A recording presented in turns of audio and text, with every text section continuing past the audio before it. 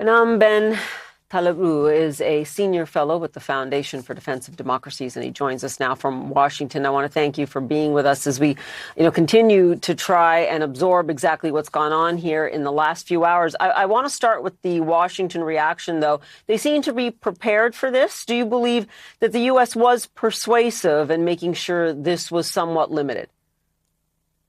Well, it's a pleasure to be with you. It's an excellent question because if you had to really talk about right sizing or fitting the Israeli response within a whole host of political strategies available to the Prime Minister, to Prime Minister Netanyahu, this certainly seems to be like a medium approach. There's a political signal sent given the success of the Israeli operation to penetrate Iranian airspace, admittedly with munitions that could be fired from further range.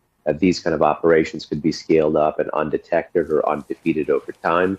But more importantly, I think it was designed to send a deterrent message, perhaps to defang or handicap some of the regime's long-range strike capabilities, but not going against everything, be it against everything military or everything political, and certainly not with some of those red lines that the Biden administration had drawn quite earlier on in the aftermath of the October 1 ballistic missile barrage, which, as we know, were publicly reported to be not to go after the energy facilities and not to go after the regime's nuclear facilities.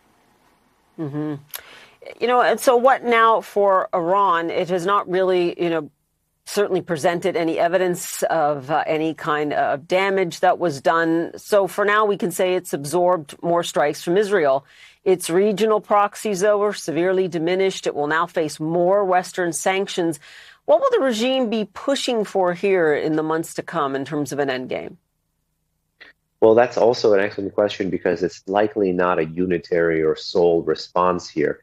The regime is again absorbing this based on semi-official and official media trying to downplay and downsize the Israeli attack, saying that the regime's limited but nonetheless layered air and missile defenses were "quote unquote" exceptionally effective against defeating and pushing back and against an Israeli strike, saying that the damage is exceptionally minimal. This could be designed to allow the regime to save face internally, particularly in the face of a population which has been protesting against it for well over a decade now. But perhaps more importantly, to try to be able to weaponize that non-response as part of a larger kind of Iranian tango, if you will, against Washington to make sure that ultimately Washington is putting the restraining handcuffs on Israel rather than on its adversary, the Islamic Republic of Iran.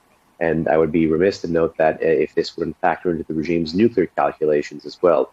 Throughout this entire month, we've had multiple hardline pro-Islamic Revolutionary Guard Corps media outlets in Iran, as well as lawmakers, call for revising the country's nuclear doctrine.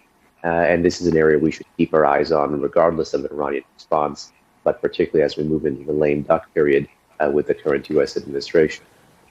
Yeah, and you bring me very clearly to my next question. As we, think about that, there's certainly been a lot of talk of the fact that Benjamin Netanyahu would like to take Iran and its nuclear program on. Do you believe that he's just in a holding pattern right now? That is, Prime Minister Benjamin Netanyahu, until the world learns who the next U.S. president will be?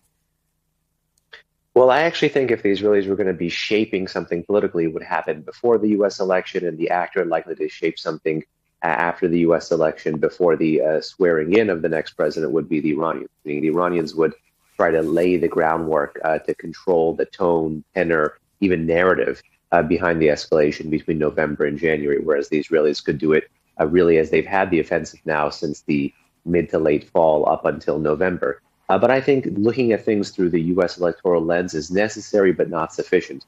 Both the actors here, the Iranians and the Israelis, certainly have their own ideas of how to square the circle, and as successful and as increasingly successful as the Israelis have been militarily, the Iranians are trying to square the circle by winning the game politically. And that might mean tapping into Washington's desire for de-escalation over deterrence. Which is something, as I said, that Benjamin Netanyahu has said before he doesn't want here. He doesn't think it's the right way to deal with Iran. I do want to talk about the Arab states in the region. They are no doubt weary at this point. Can they bring any more influence to bear now on Iran, on Israel, on Hamas even?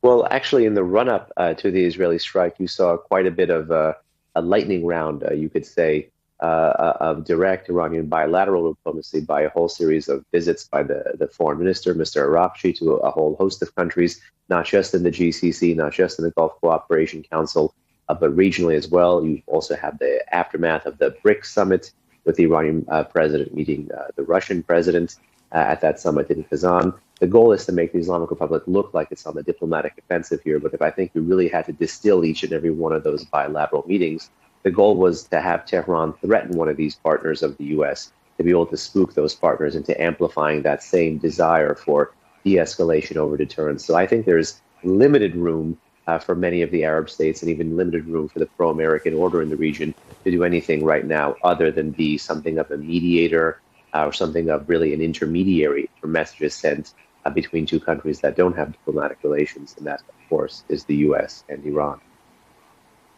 Yeah, and as you said, that's limited ambitions, given the scale of the challenges right now facing the region. Behnam, we'll leave it there for now. Thanks so much. Appreciate it. Thank you.